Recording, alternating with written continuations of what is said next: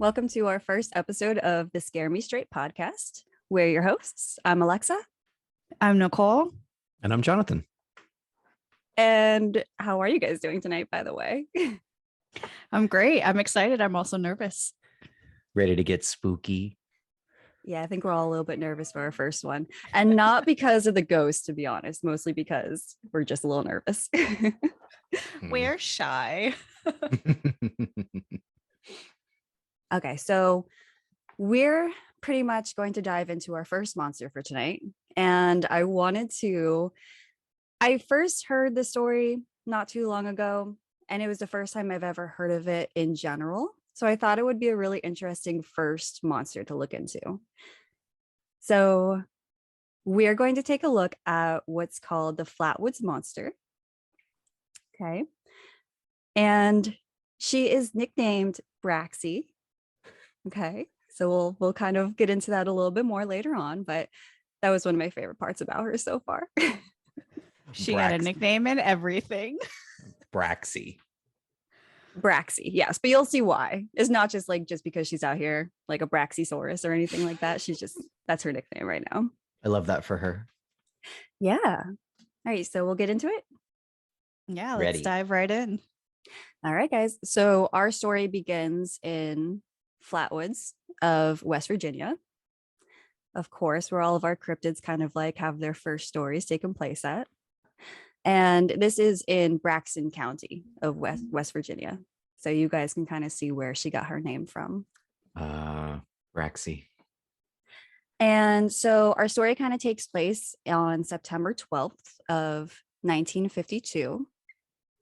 And back then, we kind of know that the 1950s was a really scary freaking place, by the way. I don't know how much I don't know if you guys have ever actually looked into what happened in the 1950s, but it's freaking scary. It was the wild, wild west back there. Essentially, the world became increasingly scary. Troops were fighting in the Korean War. The Cold War brought conflict, tensions between the Soviet Union and the US. The US tests their first thermonuclear bomb, which is fucking wild. So back then, on top of this, now UFO sightings are at a full all-time high. All right, but so our story takes place. It was approximately around 7:15 at night, and Ed and Fred May were playing on football on the grounds of the Flatwoods Elementary School with two other young town residents, Tommy Heyer and Neil Noonley. I'm sure I'm going to butcher their names at some point, but it's fine. Suddenly, they saw a bright light that streaked across the sky overhead, and it appeared to crash into the hillside. And it crashed into what was known as G. Bailey Fisher's farm. Now, they kind of tell different stories here and there. One story said that it crashed into the hillside. Well, other stories say that it kind of floated and it's gradually landed into the hillside. But either way, we know that it did land in G. Bailey Fisher's farm. So according to Ed and Fred, this bright light looked to resemble a ball of fire about the size of a house. They say it circled around the hill and crashed, and they thought it might have been a meteor or something like that. So immediately their brains were we're going to go figure out what the fuck this thing is. Okay.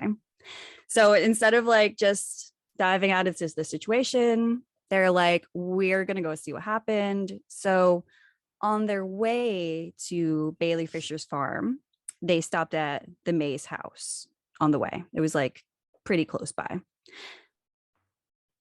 And at home, they decided that they were going to go tell Ed and Fred's mom, Kathleen May, what they saw. Okay. So Kathleen was immediately let's go. We're going to go fucking figure out what this thing is. Yeah. Right. He was down.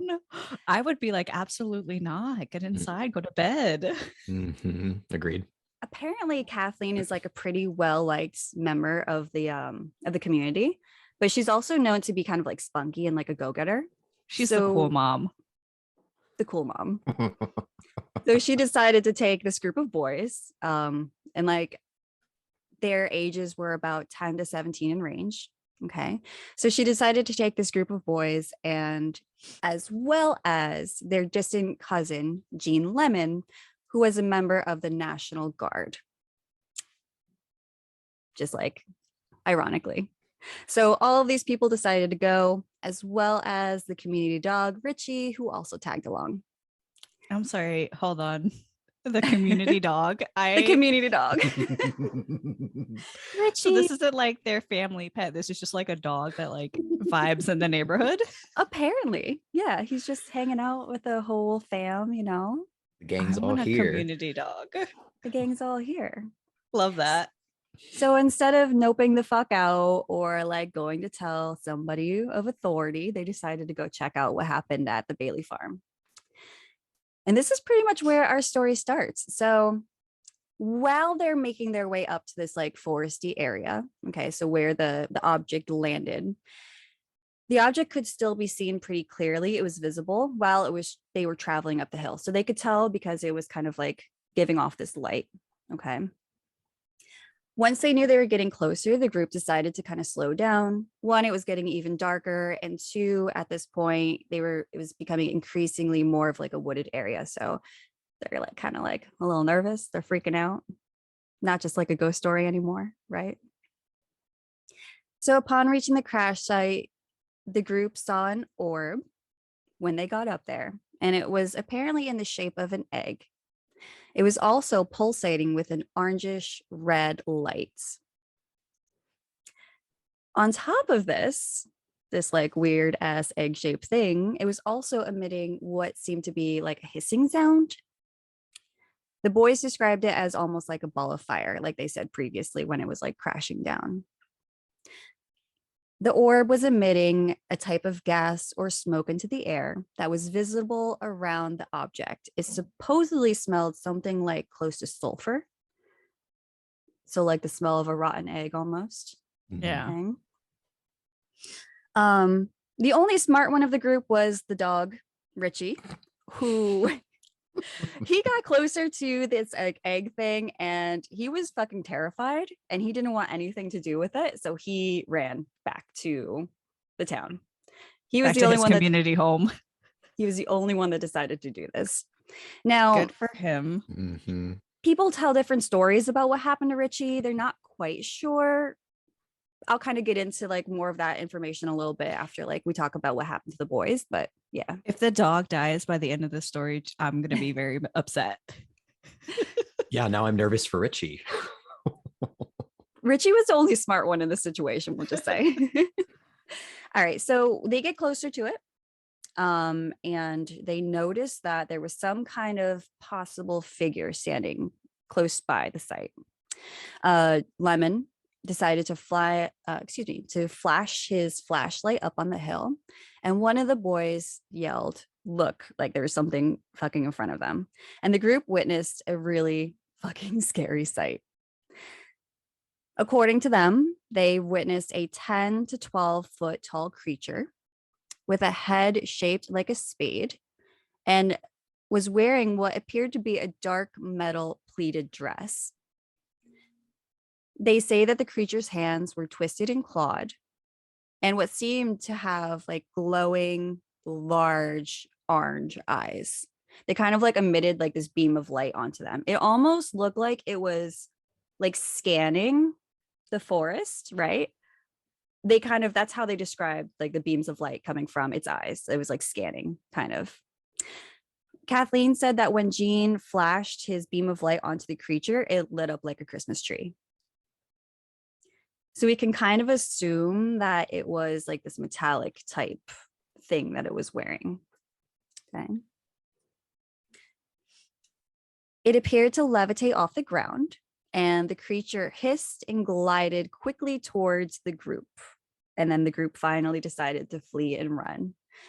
Kathleen then describes the hissing sound as like when you're frying bacon. Like that's the sound that it was like letting off. So that's our Flatwoods Monster. She's At least sizzling. the first interaction with it. So I have questions. Okay, I go do for as it. well.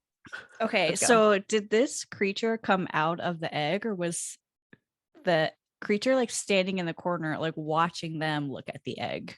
They didn't see it come, from what I understand. They didn't see it come out from the egg. It was already outside of the egg. So these are like oh, maybe like it was in the thing that crash landed. And he was like, don't touch my egg. So Bracky is a whole fucking alien. Braxy. She's an Braxy. Is an ET. We don't know. Now, there's a whole bunch of different theories, which we'll get to at the end of the story. I'll talk about a couple more like sightings as well, but people are not sure what they saw. Now, the group members, they actually suffered a lot of like issues after. So once they got back to the town, they had to go to the doctor because they were suffering from throat irritations, vomiting, and nausea that persisted for a couple of days. These symptoms were passed off as side effects of mass hysteria. But it was worth noting that this is also a sign of like being exposed to mustard gas. So there's like two sides of the story. So on one side, it's like, okay, were they just all really freaked out? And the other Or was side it the is Russians? Military intervention.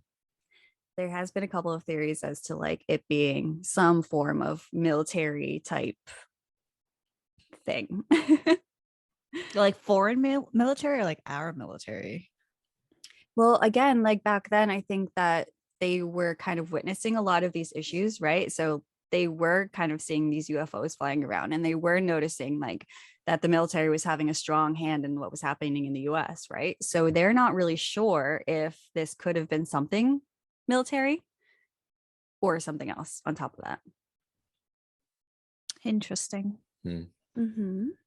So May and Lemon, they reported the incident to local authorities, of course. They searched the area that night. The authorities, they claimed to have not seen anything. They searched the whole site where the monster was reported, but they said that they smelled and saw nothing. Some people reported that there were like skid marks in the field and like old like residue of some type, which they kind of said that could be attributed by like UFO gas or exhaust or something like that from like a saucer landing. But again, no one really knows what that is. So one of the town members said that these people were the most scared that they've ever seen. They said that people who are this scared, they don't make up that kind of a story this quickly. Like the townspeople kind of fully believe them. They're like, okay, why would all of you create one story that is so like no one was telling a different story? And actually, they did go through and they kind of all drew what they thought that the monster looked like. And hang on one second. Are you guys ready to see some pics? I am very much ready. I'm really nervous. I did not expect Braxy to be some kind of creature with metallic clothing and potentially a spade-shaped head. So what are our thoughts on Braxy? Like, I know I'm excited to see like, are these pictures going to match what's in my head? Like the image that I created in my head. Okay, hold on. So this is what the boys drew images that look something along this line. Absolutely not. The weird thing is that they all drew something relatively similar. Yes. Okay. So then they decided to go and draw one of the original renditions of what they pictured Braxy to look like. That's her in all of her glory. I probably would have died right there. Yeah, I would Deceased. have 100% like peed my pants. Yeah, absolutely. That's horrifying. She has no legs. Yeah, they said that I'm saying she, obviously, like we know, bitch could be anything. But they said that she like kind of floated around. So it wasn't like walking or anything like that. It was obviously hovering off the ground. Now they could tell, well, the boys, they said that they knew that she was about 10 to 12 feet high because of the height of one of the trees that they saw. So because it was so close to one of these branches that they noticed, they could kind of tell, okay, it was pretty big. Other stories say that this bitch was like 17 feet tall. Now, those have kind of been like scooted under the rug because the boys were like, no, it was not that big, but still pretty significant in size. Has it been determined if she is a she, or did we just gender her ourselves? No, we're gendering her. Oh, okay. Because right now my window is cracked and I'm like, I'm going to look out my window and she's going to be looking at me. I think it's safe to assume. I mean, look at that beautiful pleated dress. She looks gorgeous. She is fabulous, but not in the Yeah. way that I would like to Ever see her. it. Absolutely not. Yes. So now there's been a couple of other different like drawings and whatnot of her, of the Flatwoods Monster. I guess we should stop saying her, but okay, hang on. She's gorgeous in her dress. I know she does. She looks like she really tried with her little hat. What else are we supposed to say? I don't like that. No, I like her better. All right, hang on one second. So then this is a picture of Jean and Kathleen holding up a picture of the original drawing of the Flatwoods Monster. So did they ever confirm, like they were like, yeah, no, this is like what she looks like? You mean the boys and Kathleen? Yeah, like after this artist drew the picture, or who drew the picture? We yeah, can edit this out. They had like an artist. I'm not really sure who exactly, but they did have somebody. Okay, but it wasn't one of them. No, the boys drew this picture originally, and then based off that, somebody else drew this drawing, and then they were like, yeah, that's pretty much what it looked like. Okay, so they were like, yeah, no, that's her. Yeah, they were like, can confirm. That's what the horrifying thing is that we witnessed. But got it. All right, hold on one second. And of course, there was like a number of different news articles, different things written about her. And we're going to pause on that one for a second because I don't want to show you that picture just yet. So like I said, there's a couple of other sightings as well. And we're going to talk about two of them and get your feelings on that as well. I think this one's a little bit scarier. And I think John will like enjoy the story a little bit. All right, so we'll jump into the second sighting of our Flatwoods Monster. Again, there could have been more. There could have been like different stories out there, but these are some of the most well-known ones that we know of. So another sighting of the creature, similar in description to the Flatwoods Monster, was reported by Miss Audra Harper not long after the sighting on the Fisher's farm. So Harper claims to have seen the monster while walking through the woods near her home on the town of Heaters. They say that Heaters is about 5 miles north of Flatwoods, and it was apparently her and her friend who were walking to like a nearby store. The road leading up to their property was pretty like run down, and they decided to take a shortcut through the forest instead of walking on the road, which kind of increased the time of their trip pretty significantly. So about about a half a mile into their trip, they noticed a ball of fire on one side of the hills that they were passing. Harper dismissed it. She assumed that it was just like one of her neighbors who were fox chasing, which apparently that was a thing back then. But when she glanced back, she said she saw something unbelievable, that the fire had vanished, and in its place stood a tall, dark silhouette of a man-shaped figure. Terrified, Harper and her friend ran off, escaping through rocks and boulders strewn around the hillside. So that was our second sighting, alleged sighting of the Flatwoods Monster. Okay, so first of all, is gender non-conforming. What I said. I'm trying to be like the Flatwoods Monster, not Braxy. Two women, or these two people rather, decided to go cut through the forest instead of walking along the road to get to their destination. Yes. No wonder they saw Braxy up in this forest. According to the story. In like another fire explosion. Ask you guys, because you guys are, from up north. Was that like a thing people did? I wasn't cutting through any forest. Absolutely not. Okay. Hell no. But I feel like West Virginia is also kind of more hardcore than Pennsylvania. Like they Maybe. And probably see shit all the time. They're we like, it's just also, Tuesday. yeah, and we also don't know what this place looks like at that time. So maybe it was a lot more remote than what it might be now. I mean, in the 50s, it could have been way more covered with like forests and different things like that. So naturally, something could But be hiding in there. but there was a similarity with the fire explosion, Mm-hmm. which is interesting. So Braxy's just out here coming into Earth on some sort of machine making explosions out here in the forest. Now, the question is like, I also wonder how long after, because I didn't really specify on this story that I saw, like how long after the original incident was. So I'm curious to know, like, is Braxy just like hopping down every couple of days? Is she just here? Is she just like popping her egg around the forest here and there? Or is this like all within the same incident, you know? Hmm. Mm. Well, our third story, I feel like Nicole's skepticism is popping in. And I'm kind of Yeah. excited to tell you what the theories are about like what they think Braxy is. So our third story, and this will be our final story. This one was reported to be the day after the September 12th incident. So they have a time stamp on this one. Another strange sighting occurred near Strange Creek.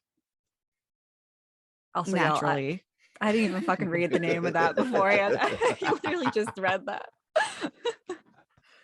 Who's making these town names?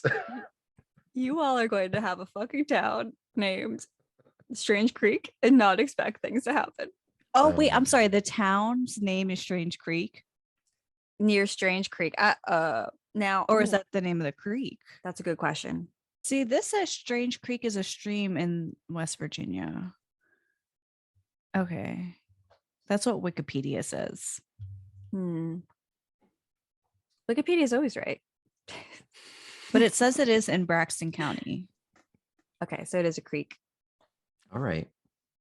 Strange Creek. So it's not that far from Flatwoods. Maybe she's just like showing off her cute dress. Like maybe she just made it. She wants everyone to see it. And she's like, yeah. I made this dress and this hat and want to This is show it me. off. Humans, I have why no- don't But I have no legs. I have no No legs? feet.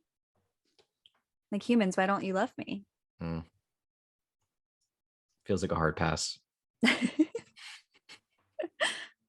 But what if All she's just trying to get home and everybody's running from her? And she's like, I really just need like a wrench so I can fix my little spaceship and dip out of here.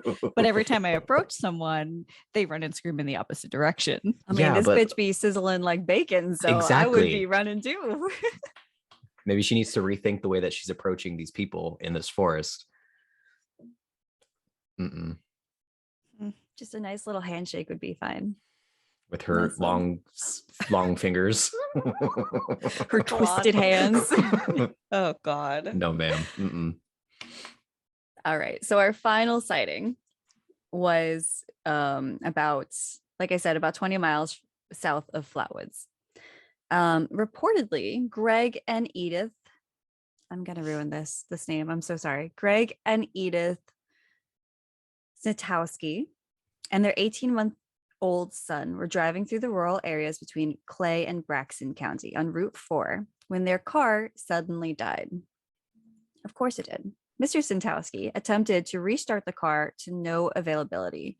It was nighttime and the road was deserted while the Sintowskis were trying to decide what to do. A foul, sulfurous smell filled the air, and their baby began to cry immediately and kind of started coughing, like in reaction to what they were smelling.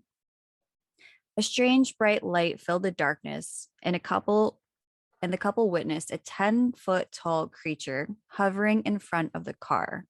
Apparently, Mrs. Sintowski spotted it first because her husband was still working on the roof of the car, the front of the car, and she started like freaking the fuck out. She's like, there's something behind you. Like, I don't know what this thing is. So it started kind of hovering towards them. The description is similar to that of the original sighting, except the monster was not wearing the presumed the presumed to be spade-shaped hood. So instead of seeing the hooded kind of metal shape, they saw a kind of reptilian and bony creature.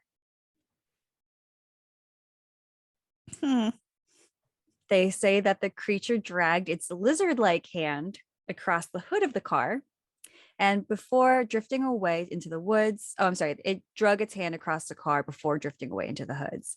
As soon as the monster was out of sight, they restarted the car and the couple sped away. They later gave this story to Mail magazine in 1955. So yeah. So apparently Mr. Zentowski kind of got into the car and he jumped on top of the baby and the mom because he was trying to like protect them until the thing ran away. So they are saying that this creature came up to the car and drug its lizard-like hand across the hood and then just escaped back into the forest. Just like scuttled away. So she was like, look at all this skin, and then ran away. didn't do anything else. That's what they said. Did they specify if she was, or this creature was wearing the same kind of clothing? Now there is another drawing of this alleged creature. Now I don't know exactly how, where this drawing comes from, but this was another drawing from this type of description. Mm-hmm. Does she just have like this skirt that lets her like jetpack around? That's what it kind of looks like. I don't know if I would laugh or cry, honestly. He looks fucking terrified, whoever drew this picture. Yeah. And the size does look kind of similar to, I would imagine, the other ones. It kind of looks drawing wise similar. Yeah, I mean, I think it's interesting that they give a relatively similar height description to the original description of the Flatwoods Monster. If you had to choose between one of these Flatwood monsters making an appearance, which one would you choose? Oh, I don't know. They're both really fucking scary. I think the spade-shaped hat freaks me out even more. So I guess I'd like to see this lizard person. Really? Yeah, because the spade-shaped hat really would fuck me up. Superficial. I would rather see the first one. I think I would too. Really? My brain can't comprehend the second one. That picture was a little hard to take in. It very much looks like she has a regular like body and then just attached to mechanical like rockets below her. It's very odd. Yeah, I don't like the second one. I'd rather see the first one. So here's my issue with the first one though, right? This one too. Like, don't get me wrong, but if this is what someone saw, then okay, all right, I think I can deal with that. But these first ones, right? This almost looks like what someone in the 50s assumes a robot alien should look like. Does that make sense? Like, it doesn't scream to me like this is actually otherworldly. And my issue is that it almost feels like in the 50s, because, sci-fi was such a new thing and they were developing this like kind of this different storyline, right? This feels like something that someone was sitting in their basement and they thought, yeah, this is what a robot alien looks like. But then the interesting thing is the kids that in the first story, they all drew pictures that looked kind of similar to this one with the hood and the face, which is kind of, I don't know, very interesting. No, I know. I agree. I mean, is that our idea of, is this like three boys and what they decide like a robot looks like? You know what I'm saying? Or is this just a little devil's advocate right there? And they do look very different. Like the first one definitely looks like this is a robot. And the second one looks like a creature. Made an interesting fashion choice. Yeah. And I feel like I'd rather face a robot. That's true. And if it was scanning the grounds, like they kind of described it to be, what what are they scanning for? Like, is this just a robot that we developed in the 50s, or is this an actual alien creature that's just trying to figure out what the fuck is happening on Earth, you know? I feel like it's a robot sent by the aliens to like check things out. She's just Maybe. saying, I mean, there's plenty of sightings, and there are other like UFO sightings around this exact same time. Actually, 1955, and especially in this month, had a lot of activity in the air. And that's something that we can kind of look at another day, but the activity itself was really high for like UFO sightings and different things like that. So what like do people think that this is? I'll tell you. So, as far as it goes for like skeptics and different possible um, ideas of what this thing could be, the most what's the word? The most accepted kind of conclusion is this one done by Joe Nichole, and he wrote this investigation case in 2000, in the year 2000. He is in the committee for skeptical inquiry. Take that for what it is. Okay, Joe. He also has a PhD in English, focusing on literacy, investigation, and folklore. So he kind of goes around and debunks stuff like this. Now, he concluded that the bright light in the sky that was reported by witnesses on September 12th was most likely to be a meteor. He believes that the pulsing red light was likely an aircraft, navigation, or hazard beacon. So most people think that it was some form of a meteor that came down because so many people witnessed it. That's kind of what they were saying this thing that crashed down was. Now, as far as the pulsating red aircraft beacon type thing, I kind of feel like the boys would have described it that way rather than like an egg shape, but you know.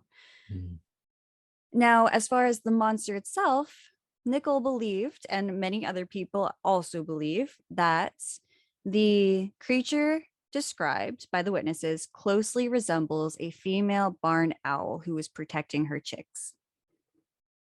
And this is the explanation for what the Flatwoods Monster Do we have a is. photo of a female barn owl?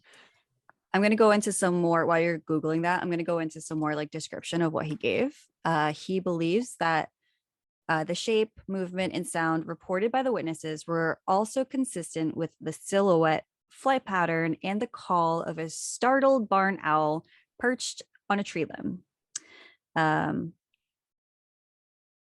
Researchers believe that the foliage beneath the owl created the illusion of the lower portion of the creature, describing that lower pleated green dress thing. They also feel that the claws could have easily been described as the claw-like hands of what was in front of that Kathleen and the boys kind of described, like the talons. Now, Nichole, did you pull up a picture of a barn owl? I do have pictures of barn owls, and I don't think, no, like there's just like no way. Because barn owls aren't Green? like decidedly that and big, right? I mean, I don't know how big a barn owl can be, so we're gonna have to do some Googling on that. But they do hiss, which is kind of interesting. Okay, let's say that it's a barn owl for the first two scenarios. The third scenario, so this barn owl just kind of haphazardly drug its one claw across the car and then just kind of floated away. And it was like, so, well, I guess if it's hissing at you and coming at you, that is kind of terrifying. I mean, that would be really fucking scary. Like we can accept that. But I just feel like there's no way. I mean, they do have some like really weird head shapes, but like none that look robotic. Agreed. I also do think that it's interesting. Hang on one second. I'm going to share my screen right now with you. I do think that the head shape of the owls themselves is interesting because it does kind of represent that upside down spade kind of shape in a way. And if their light was reflecting off of the owl's eyes, it could have been glowing back at them, I'm sure.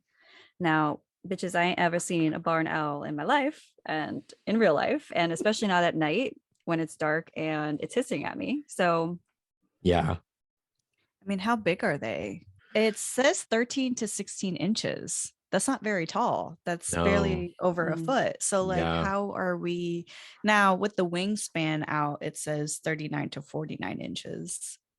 If that owl is flying, like I would imagine they would express it to be like horizontally long rather than vertically, unless that owl is coming at them and then does like a swoop and like their wings are kind of up and down vertical, then maybe. But I don't know. It's a very interesting. I mean, why wouldn't they just report it flying towards You're right. them, not necessarily hovering? I don't believe the barn owl. I don't think it was a barn owl. You can't convince me. Well, and then if you think about it, so you have all of these situations that are happening all at one time. You have a meteor crashing at the same time that you have an airliner or some sort of like lighting system that's happening there, and then a barn owl in that same area and a sulfur smell. Right. The sulfur smell kind of gets me.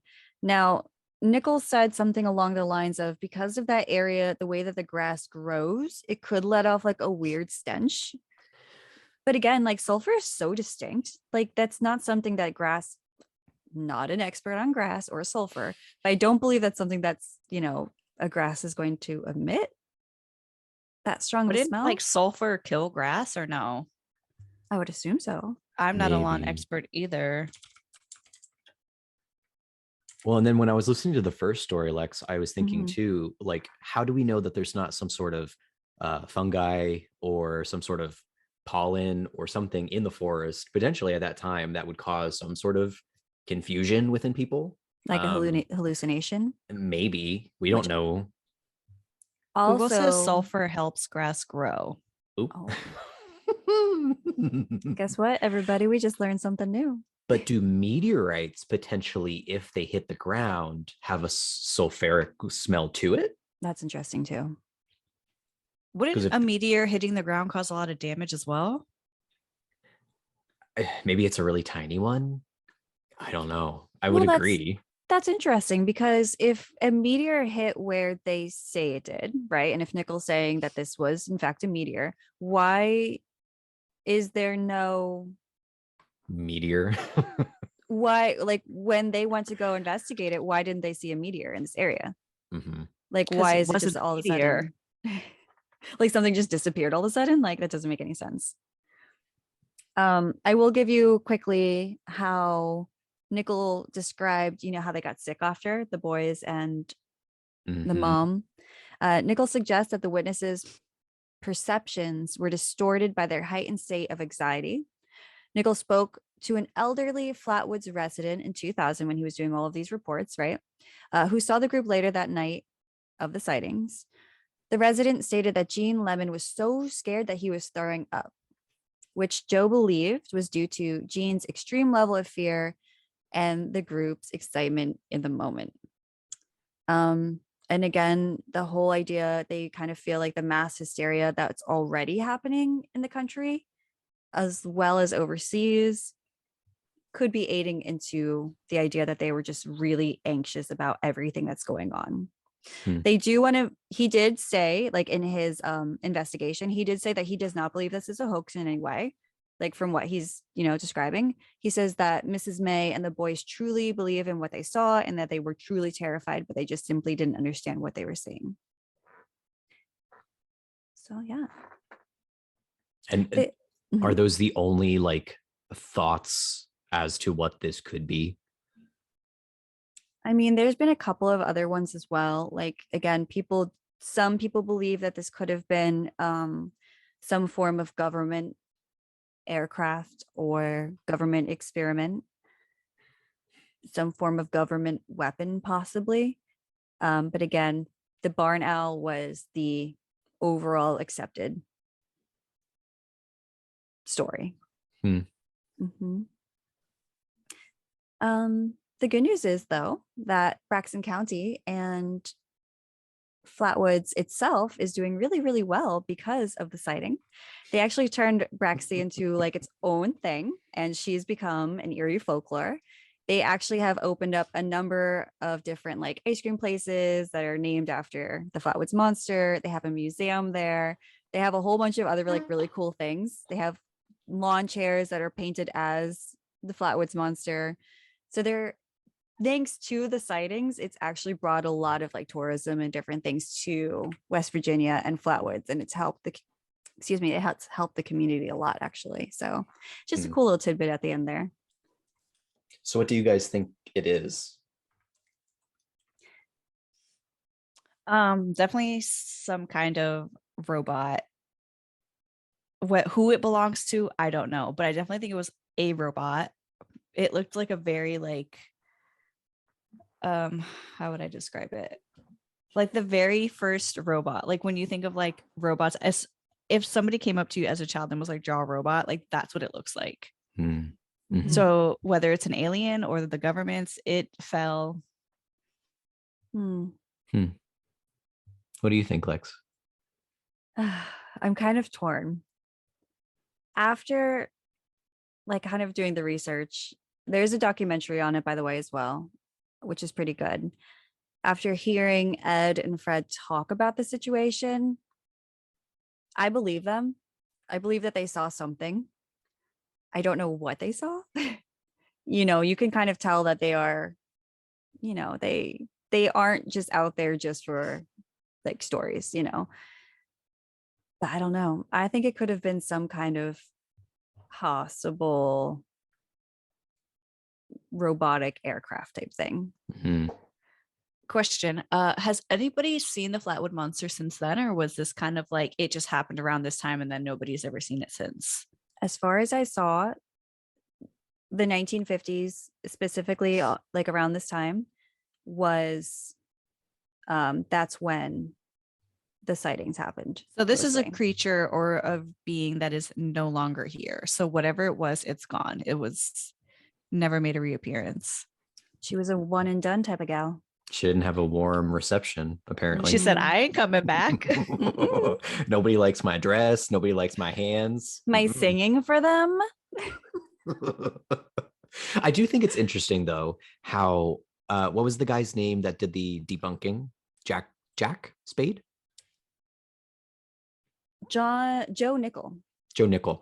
It is interesting to me how he was explaining that potentially like the fear and the darkness and like just like a lot of stuff happening at once would cause all of these sort of like physiological reactions in people.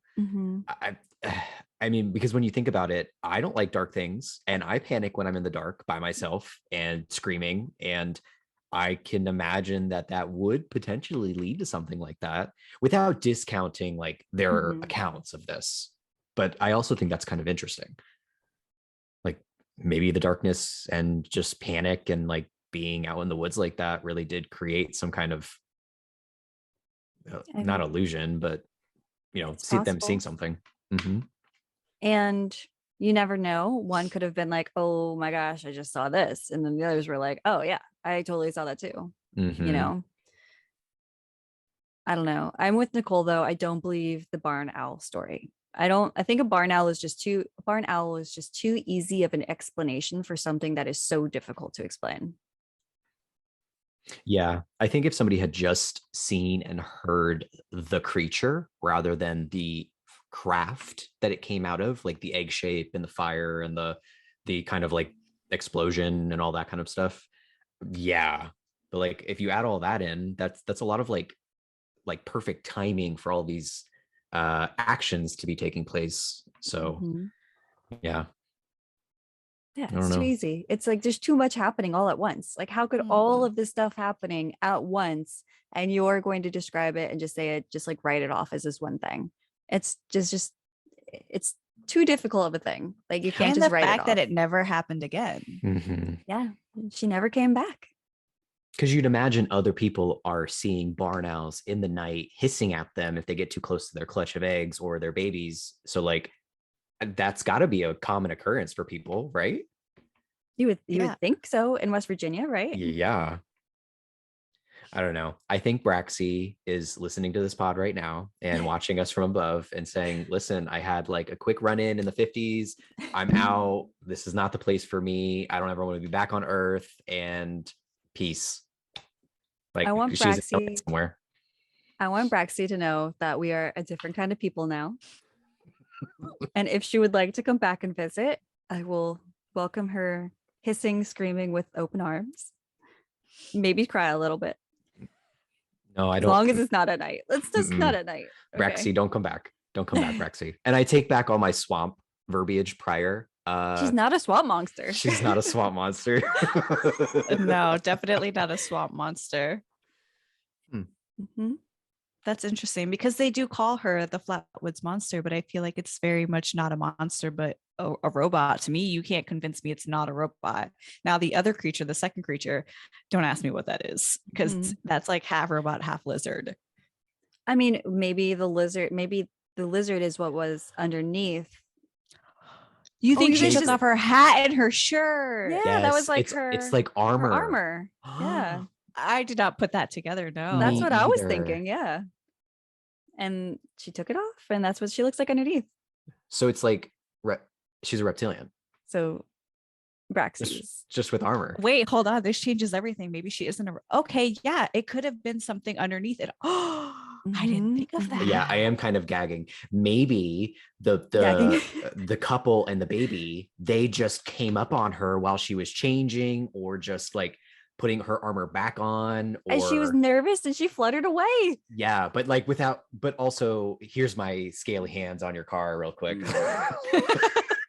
She's gonna leave a little impression. She's like, I got my nails done. Yeah, I do feel it was very demure, like in my mind when I see her kind of just like levitating past the car, just like, okay, Just bye. love Just that. like a little okay. I didn't think about that, and now my brain is kind of exploding. I also do Okay, think it's yeah. interesting because, like, if she wanted to hurt somebody, She could have. easily, right? Like, if this was an alien creature that has who's a reptilian, has these claws, whatever. If she wanted to eat somebody or hurt somebody, she easily could have in this situation. Maybe Like, there was a she just baby ran in the car. Maybe she just ran out of gas and like came down to Earth and had to figure it out. Oh my gosh! And she never got. Do you think she ever got home? I don't Oh know. no, yeah, she definitely did. She's not here anymore. No, maybe she's died in She the left. forest. She's out.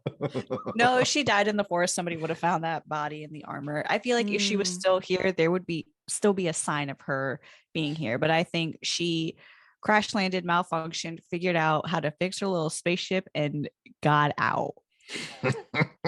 There is another little side tidbit that I forgot to include in like the whole story, but allegedly, Mrs. May later on was receiving some calls from like or a letter. I believe she received a letter from like the FBI, something along those lines of being like, this is what you saw this night. This was a meteor, and you have to stop telling this story.